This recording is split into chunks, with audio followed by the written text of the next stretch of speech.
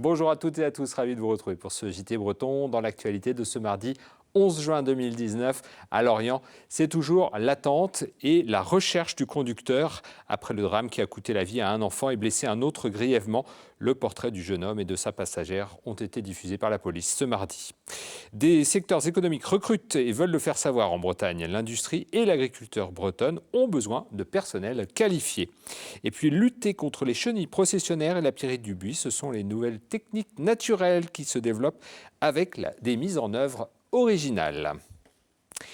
À Lorient, plus de 48 heures après l'accident qui a coûté la vie à un garçon de 10 ans et grièvement blessé son cousin âgé de 8 ans, le conducteur et sa passagère sont toujours activement recherchés. Un appel à témoins a été diffusé ce mardi midi par la police nationale sur les réseaux sociaux. Les habitants du quartier de Cariado sont toujours sous le choc et une cellule psychologique a été mise en place au sein de l'école où les deux garçonnets étaient scolarisés. Karine Chevrolier s'est rendue sur place. Trouver les mots, expliquer, consoler, rassurer, le travail psychologique auprès des élèves de l'école primaire de Kersabiek commençait d'abord avec les parents.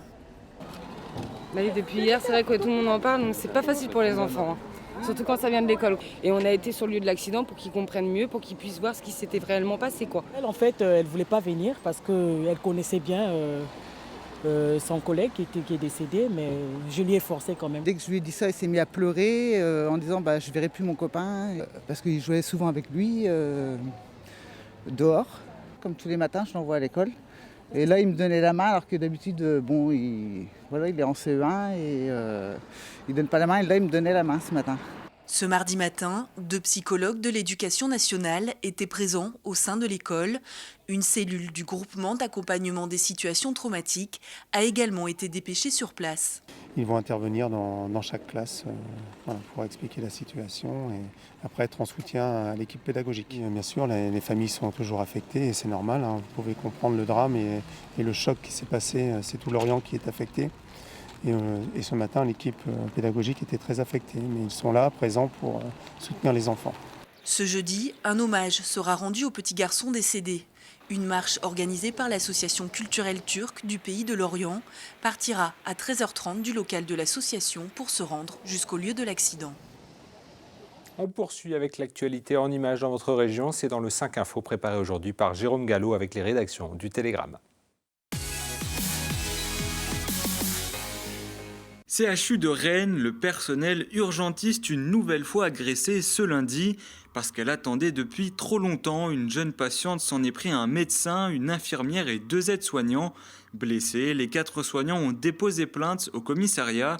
Un incident qui intervient alors que les personnels sont mobilisés depuis 3 semaines, notamment dans les hôpitaux de Rennes, Vannes, Morlaix, Lannion et Brest.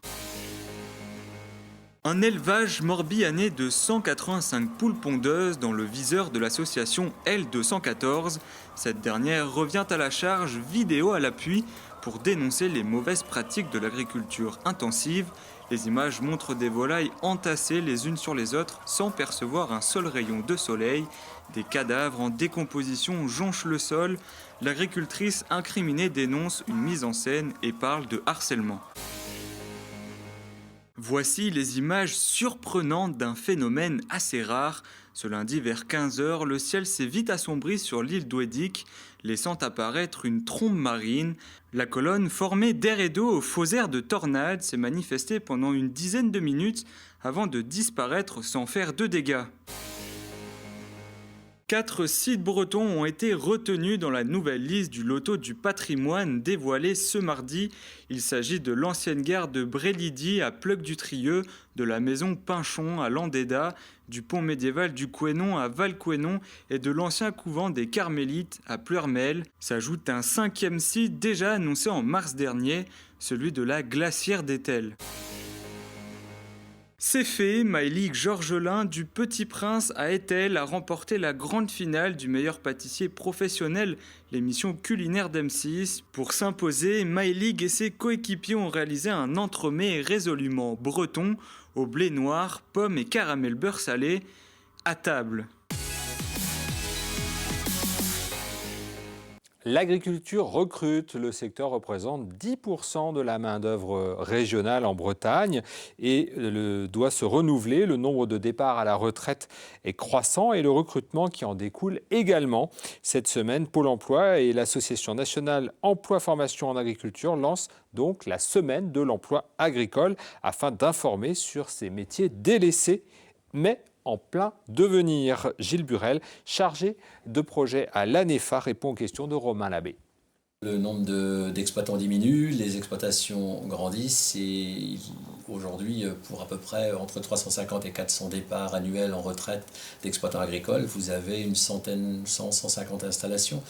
Donc le recours au personnel salarié progresse chaque année. Le nombre de salariés dans le département progresse de l'ordre de 150 à 200 équivalents temps plein par an. Donc les besoins sont importants. Les emplois-là nécessitent une qualification. Il faut des connaissances, ça ne s'improvise pas. Des emplois d'exécutants, il n'y en a pratiquement plus. Tous les emplois deviennent un minimum qualifiés. Il faut être capable de comprendre, d'appliquer des consignes, de connaître les végétaux ou les animaux. Donc ça passe par une qualification. Et le secteur de l'industrie veut embaucher aussi, et plus particulièrement des femmes. Selon l'Union des industries et métiers de la métallurgie, elles ne représentent que 17% des salariés dans ce secteur. Alors à Saint-Brieuc, la fédération a créé une formation pour faire découvrir aux femmes les métiers de soudeur, chaudronnier ou encore usineur. Reportage sur place de Mathilde Kemener. Atelier soudage cet après-midi.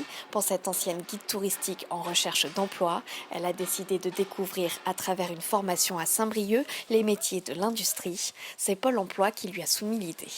J'ai eu envie de changer de voie et le secteur de l'industrie embauche pas mal. Et c'est pour cette raison que j'ai eu envie de suivre une formation. Alors c'est vrai que je me suis découvert une passion pour la chaudronnerie et la soudure. Et je ne serais certainement pas allée naturellement vers ces métiers quand même typiquement masculins.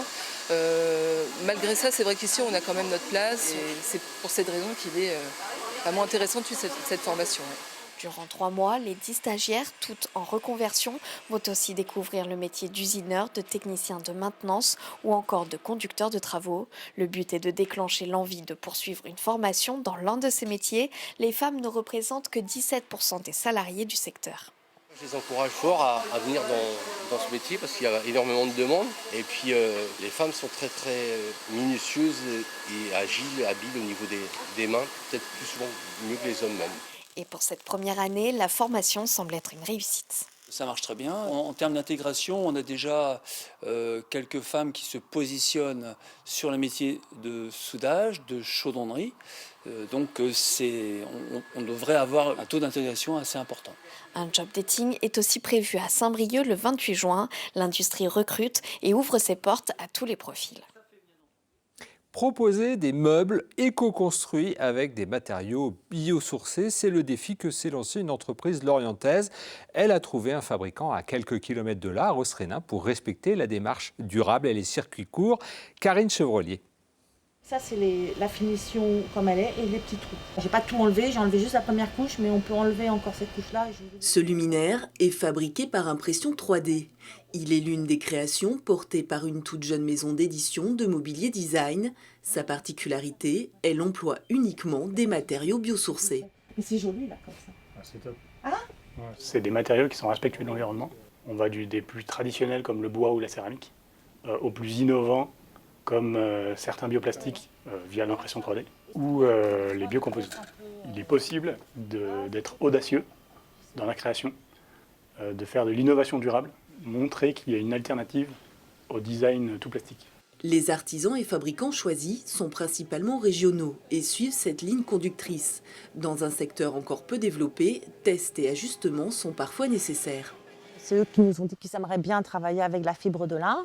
Donc je dis, je vais essayer, je vais faire des tests. Quand on a des propositions ou des designs de leur part, on regarde si c'est faisable dans la fabrication et on propose des changements si c'est nécessaire, tout en essayant de rester le plus possible fidèle au design. Ambition affichée pour cette entreprise, être éco-responsable de la conception à la fabrication en passant par la distribution. Une ambition inscrite dans son nom, Salamandre, un animal connu pour sa régénérescence. Vous avez sûrement déjà entendu parler de la chenille processionnaire du pin, et particulièrement urticante, dangereuse pour nos animaux de compagnie. Elle fait l'objet d'une lutte sans relâche avec des produits souvent chimiques. Au domaine de l'Agneron à Quimper, les jardiniers utilisent désormais des méthodes biologiques pour lutter contre cet insecte. Un reportage sur place de Tara Lagoutte. On se croirait dans une partie de paintball. Pourtant, ce fusil sert à traiter les pins contre la chenille processionnaire. Il fonctionne avec des phéromones qui imitent l'odeur des papillons femelles, ce qui déroute les mâles lors de l'accouplement. La phéromone est formulée en gel et insérée dans des petites billes biodégradables que j'ai dans ma main ici, et ensuite projetée dans l'arbre à l'aide de ce lanceur à air comprimé qui est un pistolet comme un pistolet de paintball. Un seul pin est contaminé pour l'instant dans la cour nord du domaine de l'Agneron, mais les 15 autres seront aussi traités en préventif. Le véritable ennemi ici, c'est surtout la pyrale du buis, une chenille qui dévaste ces buissons emblématiques des jardins à la française. Le domaine a été touché par ces ravageurs l'été dernier. Les jardiniers tentent donc aussi leur coup avec ces méthodes biologiques. Le piège est en 3 parties. On démonte la première partie. On met 2 gouttes. Et là, on met le reste de la seringue dans cet opercule-là. Et on suspend notre piège. Ces pièges-là nous servent en préventif.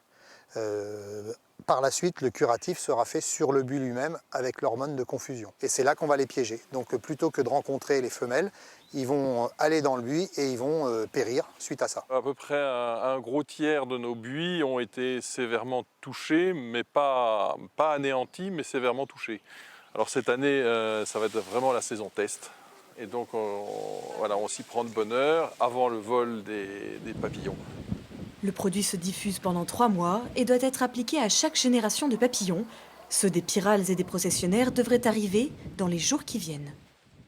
Cette édition est terminée. Merci de l'avoir suivi. Vous retrouverez l'instant T, justement. On parle biologie aussi, méthode biologique, puisque Pauline Ferco revient sur l'opération Bienvenue au jardin et jardiner au naturel sans pesticides avec la Maison du Bio. Et puis nous retrouvons mercredi à 19h pour un nouveau JT Breton. D'ici là, je vous souhaite une très belle soirée et à demain.